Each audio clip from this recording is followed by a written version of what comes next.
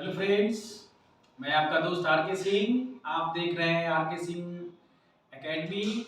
और जैसा कि आज के हम नए वीडियो में हम आपको बताना चाहेंगे कि सीबीएसई क्लास 10th और 9th जो भी एग्जामिनेशन होने वाली है उसमें से 10th क्लास की जो सोशल साइंस की टर्म 2 की एग्जामिनेशन जो होने वाली है उसकी प्रिपरेशन हम लोग कर रहे हैं, जिसमें कि आज हम लोग जो चैप्टर चल रहा है इकोनॉमिक्स चैप्टर का जो globalization and the Indian economy जो चैप्टर 4 है उसका जो फोर्थ पार्ट ऑलरेडी हम लोग 3 हिस्सा उसका थर्ड पार्ट हम लोग पढ़ चुके हैं, पढ़ा चुके हैं। मैं आपको दिखा चुका हूँ, बता चुका हूँ। इसका अगला हिस्सा जो फोर्थ पार्ट है वो आज हम लोग देखने जा रहे हैं, जिससे कि हम लोग देखेंगे कि नेक्स्ट के जो पॉइंट्स है, जो रिमेनिंग पार्ट्स है, कितना इम्पोर्टेंस है आपके एग्जामिनेशन के लिए।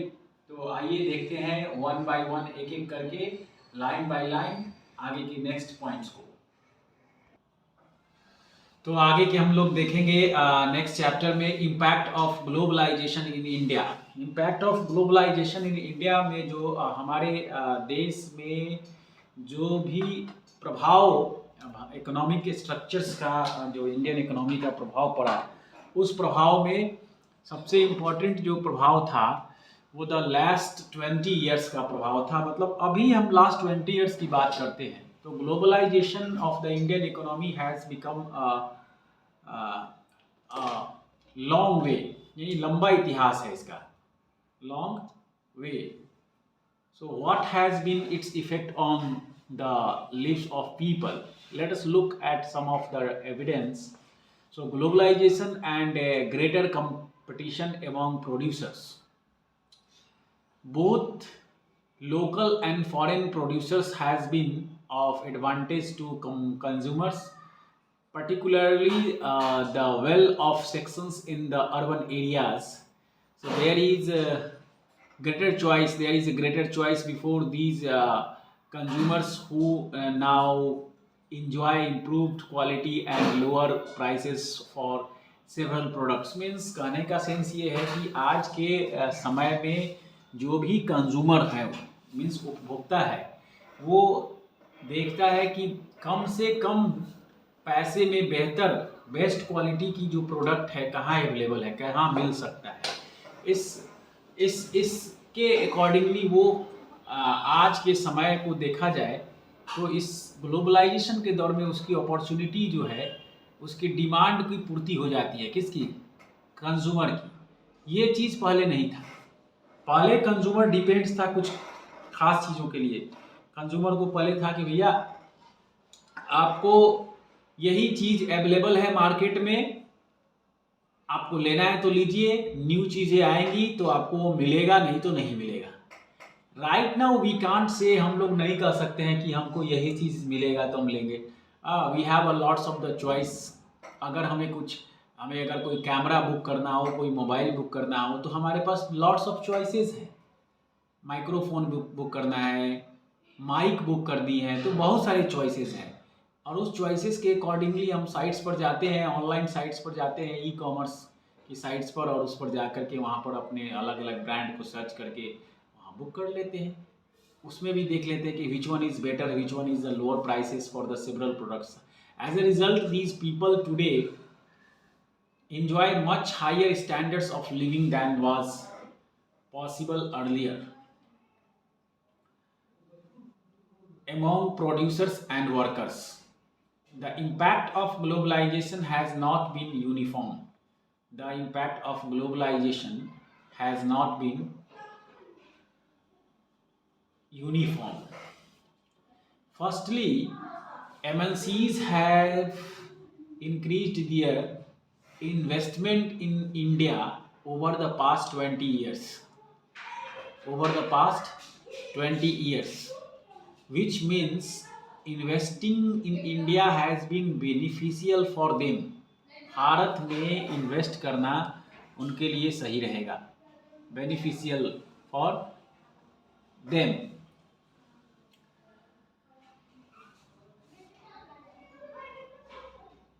which means investing in India is beneficial for them. MNCs have been interested in industries such as cell phones, automobiles, electronics, soft drinks, fast food, or service such as banking in urban areas.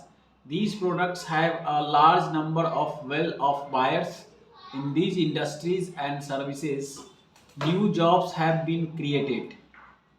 यानी अभी का समय देखा जाए तो automobile sectors हो, IT sectors हो, electronics हो, सॉफ्ट ड्रिंक की डिमांड हो, फास्ट फूड की डिमांड हो। फास्ट फूड की डिमांड भी अचानक से इंडिया में बहुत तेज़ी से बढ़ी। आप देख सकते हैं कि कैप जेमिनी बोल रहे हैं, केएफसी है या सॉरी डोमिनोज है, पिज़्ज़ा के लिए बहुत सारे हैं, बर्गर्स के लिए हैं, और भी बहुत सारे लोग, स्विगी है, बहुत सारे डिलीवरीज मिलने लगे हैं। आसानी से लोग घर बैठे अपने ऑर्डर्स मंगा लेते हैं और उसका तो ये these products have large number of well off buyers. इनके अच्छे खासे खरीदार हो गए हैं। Well off buyers in these industries and services, new jobs have been created also. अब अगर मान लिया जाए कि आज के समय में डोमिनोज पिज़्ज़ा के लिए देखिए जितना सारा खुल रहा है, पिज़्ज़ा हट खुल रहा है, तो लोगों की ज़रूरत पड़ रही है कि नहीं? पिज़्ज़ा बॉयज़ जो घर घर जाकर के होम डिलीवरी दे। हाँ, तो पिज़्ज़ा बॉयज़ अगर चाहिए तो उसको 3 चीज़ें चाहिए पिज़्ज़ा बॉयज़ को।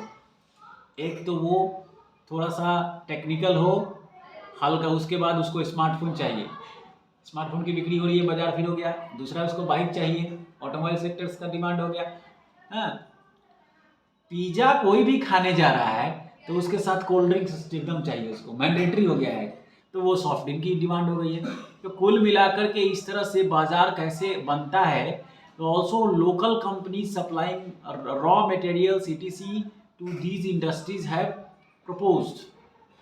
So finally the global lifestyle you have always dreamed about, यानी ड्रीम्ड मतलब होता है, ड्रीम से ड्रीम्ड बना हुआ है, सपने की बात हो रही है कि आप अपने सपनों को साकार कर सकते हैं। जो सोचे हैं कि हमें ये चीज़ चाहिए तो आसानी से आपको मिल सकती है। कहने का मतलब ये है, अब आप ये नहीं कह सकते कि हमें ये चीज़ अवेलेबल नहीं है, ये चीज़ नहीं मिलेगी। इस हिसाब से इट इज़ नॉट पॉसिबल कि मतलब दुखी होने की ज़रूरत नहीं है। आज के समय में हर चीज़ अवेलेबल है। So step to attract foreign investment. Foreign investment जो है अट्रैक्ट करने के लिए कोई भी सरकार हो, कोई भी गवर्नमेंट हो, उसके लिए क्या पॉलिसीज़ बनाए हुए हैं, अपने बिजनेस में क्या नीतियां हैं, उसको समझने की ज़रूरत है। So in recent years the central and state governments in India are taking special steps to attract foreign companies to invest in India. So industrial zones called special electronic zones, SEZs, are being set up. SEZs are to have world class facilities, electricities, water, roads, transport, storage, recreational and educational facilities. So companies who set up productions unit in the SEZs do not have to pay taxes for an initial period of 5 years. तो इस तरह से जो शुरुआत के समय में लोगों को परेशानी हो रही थी, उस परेशानी के लिए शुरू में क्या फैसिलिटीज़, यानी कि एक कंट्री से दूसरे कंट्री में कोई भी बिजनेस करने जा रहा हो तो उसको सपोर्ट के लिए, हेल्प के लिए क्या ऐसा हो सकता है। So government has also allowed flexibility in the labor laws to attract foreign investment. So you have seen in chapter 2 that the companies in the organized sector have to obey certain rules that aim to protect the workers. यानी अपने workers की सुरक्षा को ध्यान में रखते हुए कानून में क्या बदलाव की ज़रूरत है। Workers rights. In the recent years, the government has allowed companies to ignore many of these. बहुत सारी चीज़ों को इग्नोर करने की ज़रूरत है। Instead of hiring workers on a regular basis, यानी यहाँ पर है वर्कर्स को बार बार जॉब को छोड़ना, ये अपने आप में क्वेश्चन मार्क्स है। यानी कहीं ना कहीं कुछ प्रॉब्लम्स, खामियां उस कंपनी में है कि वर्कर्स वहाँ टिक नहीं पा रहे हैं। तो जो रेगुलर जो एम्प्लॉयमेंट यहाँ क्या लिखा हुआ है, instead of hiring workers on a regular basis, companies hired workers flexibly for short period when there is intense pressure of work. This is done to reduce, यानी जहाँ पर वर्क का प्रेशर नहीं हो, काम का प्रेशर नहीं हो, this is done to reduce the cost of labor for the company. However, still not satisfied, foreign companies are demanding more flexibility in the labor laws. विदेशी कंपनियां जो है, जो लेबर लॉज है, मजदूर के जो कानून है, उस कानून में अच्छा खासा वो चेंजेस चाहते हैं.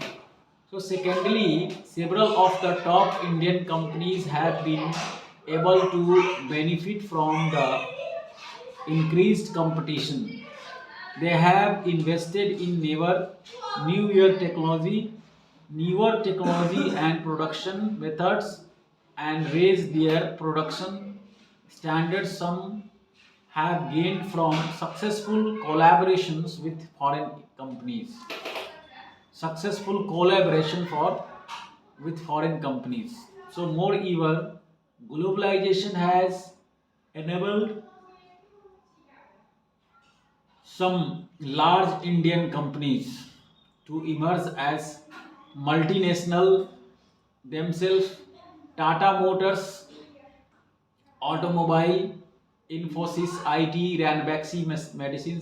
तो देखिए ये सारे कंपनीज के नाम है, आप ध्यान देने की जरूरत है. Moreover, globalisation has the enable some large Indian companies to emerge as multinational. तो हमारे देश के भी बहुत सारे ऐसे कंपनीज हैं जो एज ए MNCs कंपनी बन के उभरे हैं, जिनमें से इनका नाम है, आप यहाँ देख सकते हैं, टाटा मोटर्स है, वो ऑटोमोबाइल्स में भी है, सेक्टर्स में काफ़ी दूसरे कंट्रीज़ में भी है. इन्फोसिस जो है वो IT के क्षेत्र में दूसरे कंट्रीज़ में भी अपना प्रोजेक्ट और कंपनी इस्टेब्लिश किए हुए है. रैनबैक्सी मेडिसिन के अंदर में है.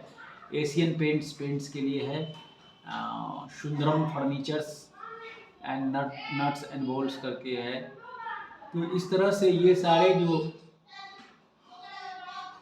कंपनी है, ये सब कंपनी MNCs कंपनी हो चुकी है. और मैं पहले भी आपको प्रीवियस वीडियो में बताया हूँ कि MNCs मतलब हो गया मल्टीनेशनल कंपनी, मतलब एक से अधिक देशों में उसका कंपनीज हो, वही MNCs कहलाता है.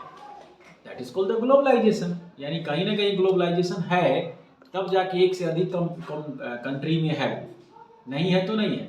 So globalization has also created a new opportunities for companies providing services, particularly those involving IT. The Indian company producing a magazine for London-based company and call center are some examples. Besides a host of services such as data entry, accounting, administrative tasks, engineering. Besides a host of services such as data entry, accounting, administrative tasks, engineering are now being done cheaply in countries such as India and are exported to developed countries. तो इस तरह से हम लोगों ने यहाँ देखा कि किस तरह से जो डेवलपिंग कंट्री हैं हमारे देश के, इंडिया के और इंडिया के बाहर के जो देश के कंट्रीज़ हैं, देश के जो कंपनीज़ हैं, वो कैसे किस आधार पर कहाँ कैसे अपना सेटअप स्टार्ट कर सकते हैं. उसके आधार पर ये जो 4 क्वेश्चंस हैं वो इसका आप आंसर लिख सकते हैं. So how has competition benefited people in India. तो कंपटीशन के सेंस में जो प्रतिस्पर्धा जो बनी हुई है, यानी मार्केट में बने रहने के लिए जो सर्विसेज देने की ज़रूरत है कंज्यूमर्स को, कस्टमर्स को, वो सर्विसेज अगर हम नहीं दे पा रहे हैं कस्टमर्स को, तो लंबे टाइम तक आज के समय में आप बने नहीं रह सकते हैं. ये बताने की ज़रूरत है और यही मैं बता रहा हूँ. वाई? बिकॉज जो आज का समय है वो पूरी तरह से ग्लोबलाइज हो चुका है. Market is totally globalise that's why you have to think and rethink again. बार बार ये सोचने की ज़रूरत है कि मार्केट को कैसे पकड़ बनाया जाए। So how has competition benefited people in India. तो यानी आप मार्केट को समझने के लिए ये समझिए कि आपकी डिमांड जो है, कब तक सर्विस बेटर रहेगा तो आपकी डिमांड रहेगी। तो ये सबसे बड़ा कंपटीशन के लिए सर्विस इम्पॉर्टेंट है। Should more Indian companies emerge as MNCs? Yes, बहुत सारे हम लोगों ने अभी देखा, टाटा को देखा, रैनबैक्सी देखा, इन्फोसिस है आईटीज के क्षेत्र में, तो बहुत सारी कंपनियां जो है एज ए एमएनसीज उभर रही। So how would it benefited the people in the country? आप कह सकते हैं कि हमारे देश में अगर बहुत सारी कंपनियां एमएनसीज बन के उभर रही है तो वो कंपनी यहाँ के साथ साथ दूसरे देश का जो स्किल है, उसके स्किल का इस्तेमाल कैसे हुआ है उसका यूटिलाइजेशन अपने देश में किया जा सकता है। एक तो ये हो गया। दूसरी चीज़ की हम दूसरे देश के मैन्युफैक्चरिंग प्लांट अगर यहाँ लग रहे हैं तो हमें जो प्रोडक्ट की क्वालिटी और उसकी जो सेटिस्फैक्शन के साथ साथ सस्ते दाम पर जो मिलने की अवेलेबिलिटी है वो बढ़ जाती है। लेकिन अकेले हमारे ही देश के लोग अगर प्रोडक्ट को इन मैन्युफैक्चरिंग प्लांट को स्टार्टअप दे रहे हैं तो हमारा जो रिक्वायरमेंट है वो सीमित हो जाता है, मिल नहीं पाता है। So why do government try to attract more foreign investment? Why do government try to more foreign investment? Next है आपका in chapter 1 we saw what may be development for one may be destructive for others. Means कि अगर विकास की बात कर रहे हैं तो दूसरे के लिए कैसे वो डिस्ट्रक्टिव हो जाता है। तो यहाँ पर मैं चैप्टर 1 के अकॉर्डिंगली आपको समझा दूँ कि चैप्टर 1 का जो चैप्टर था वो शायद डेवलपमेंट था। डेवलपमेंट में जो चैप्टर है उस चैप्टर में ये देखा हम लोगों ने कि कैसे जो डेवलपमेंट के जो मेन स्ट्रीम में जुड़े हुए लोग हैं वो अनडेवलप्ड रह जाते हैं। ये मेन चीज़ें देखा हम लोगों ने। यानी मजदूर वर्ग के जो लोग थे, ये आपको इमेज में याद होगा, देखे होंगे उनके झुग्गी झोपड़ी वहाँ सामने में बगल में महल बना हुआ हो और वो उस महल को बनाने में उनका मेन रोल है, लेकिन उनके घर नहीं है, उनके छत नहीं है। ये बड़ी विडंबना स्थिति बनी हुई है। तो ये स्थिति के अनुसार ये बता रहा है कि चैप्टर 1 विशा what may be development, one may be destructive. Really ये डिस्ट्रक्टिव के सेंस में तो है ही, क्योंकि हम कहने के लिए सिर्फ कहते हैं कि हम डेवलप हो चुके हैं, हम काम मिल गया है, हम काम दे रहे हैं। रियलिटी ये है कि हम लोगों को यानी देश के मैक्सिमम पीपल ऑफ सिटीजन्स की जो पार्टिसिपेशंस होनी चाहिए देश की इकोनॉमिक्स के डेवलपमेंट में, जीडीपी में, वो नहीं हो पा रहा है। उसका रेशियो काफ़ी वेरिएंट है, डिफरेंट वेरिएंट है। कहीं पर 500 रुपया पर मंथ है, कहीं पर 5 लाख पर मंथ है। तो ये एक एवरेज जो इनकम होना चाहिए उसके बारे में हमें सोचने की ज़रूरत है, सोसाइटी को सोचने की ज़रूरत है। नेक्स्ट है, देखिए यहाँ पर राइजिंग कंपटीशन, मार्केट है, प्रोडक्ट्स है, कंज्यूमर है, कस्टमर्स है, सेलर्स है, तो कंपटीशन होगा ही होगा। तो यहाँ एक स्टोरी दिया हुआ है, इस स्टोरी के माध्यम से हम समझने की कोशिश करेंगे। और मैं आपको बता दूं कि story telling is a one techniques to understand the facts of that topics. उस टॉपिक्स के फैक्ट को समझने के लिए स्टोरी टेलिंग कॉन्सेप्ट भी very important. So Ravi did not expect that he would have to face a crisis in such a short period of his life as industrialist. So Ravi took a loan from the bank to start his own companies producing capacitors in 1992 in hours.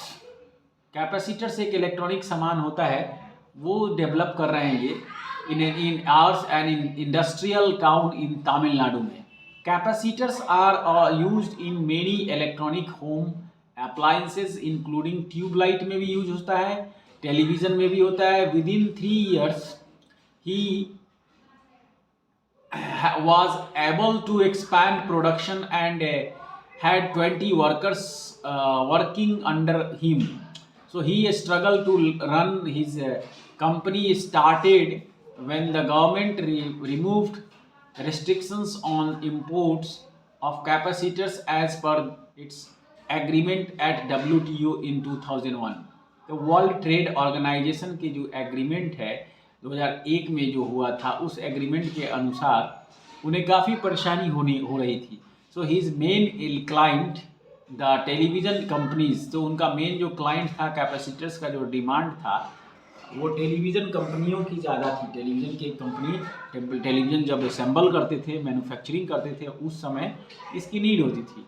So television companies used to buy different components including capacitors in bulk for the manufacturer of television.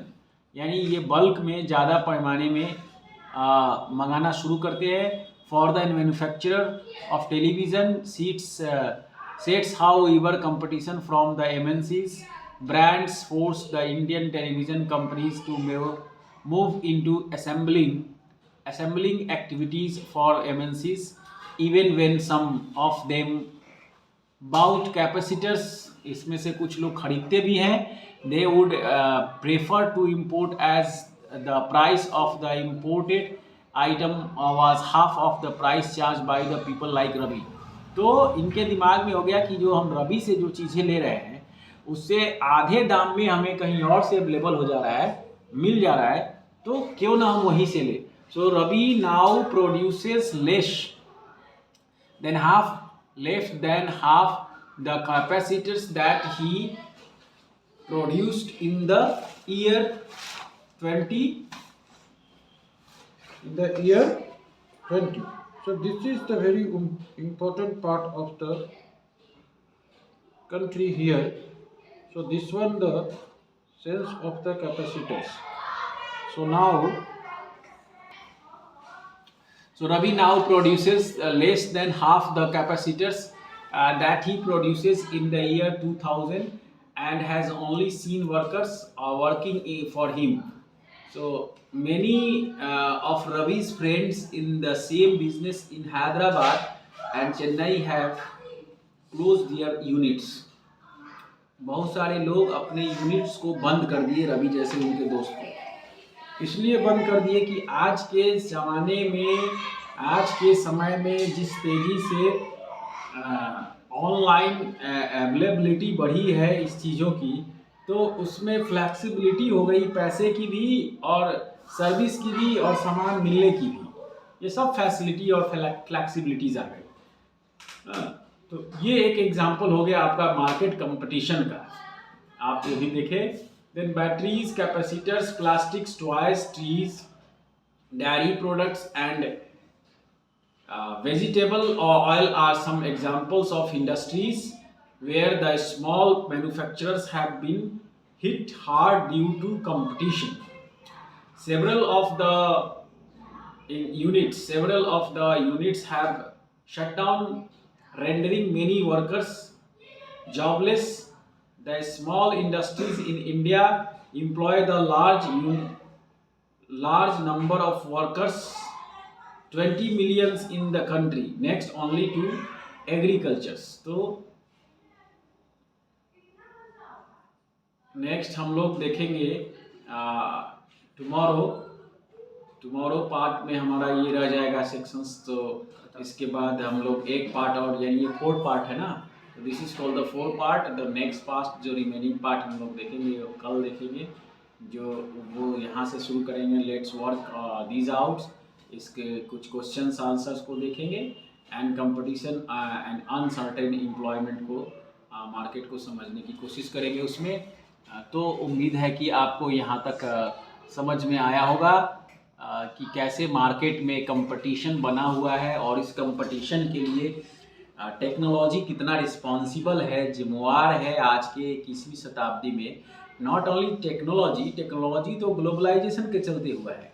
तो globalisation is very important, यानी वैश्वीकरण जिसको हम बोल रहे हैं, यानी वैश्वीकरण मतलब विश्व के मानचित्र पर, पटल पर समान जो है प्रोडक्ट्स है, अब कोई ये कंट्री नहीं कहेगा कि सिर्फ हम ही बेचेंगे और हम ही खरीदेंगे, या I mean to say that कि किसी खास ब्रांड के जो पकड़ थी, जैसे मैं आपको बता दूं, और इसको मैं पहले भी वीडियो में बताया हूं, लेकिन चैप्टर्स के अकॉर्डिंगली नहीं बताया था। एक कैमरे की कंपनी थी कोडैक, तो कोडैक कंपनी स्टिल फोटोग्राफी में अकेले अपना उसका वर्चस्व था, अपने आप को उसने चेंज नहीं किया, बदला नहीं, डिजिटल फोटोग्राफी आई और डिजिटल ने जगह बना लिया। अगर उसी समय वो कोडैक कंपनी अपने आप को चेंज कर लेती, डिजिटल पर आ जाती, तो वो मार्केट में वो भी बनी रहती। लेकिन ये हम आज के डेट में नहीं कह सकते इकोनॉमिक्स में कि सिर्फ वही बनी रहती, क्या पता कोई और आ जाए। जैसे याहू सर्च इंजन है, दुनिया का सबसे बड़ा सर्च इंजन था गूगल के पहले, लेकिन आज की स्थिति क्या है उनकी? जीरो, मैक्सिमम 0% सर्च कर सकते हैं आप, यूज नहीं करते उसको। तो आज गूगल ने उसकी जगह ले लिया, गूगल जो बिग सर्च इंजन वर्ल्ड का हो गया, मैक्सिमम कंट्री उससे कनेक्ट हैं, मैक्सिमम कंट्री की इंफॉर्मेशन उनके सर्वर्स हैं, और इसका नतीजा है कि आज आसानी से वो एक्सेसिबल है। तो ये एक बहुत इंपॉर्टेंट फैक्टर हो जाता है कंपटीशन आज के दौर में, हर चीज़ में, एजुकेशन हो, शिक्षा हो या हेल्थ सेक्टर्स हो, हर सेक्टर्स में कंपटीशन की भावना हो गई है। और वो भावना और जो कंपटीशन है, due to this competition of the market, for consumer either the customer, for customer is good sign, it's a good sign for the customers. Customers के पास वेरियस ऑप्शंस अवेलेबल हो जाते हैं। इस ऑप्शंस के कारण they have to plan to the own practices कि हमें आगे क्या करना है।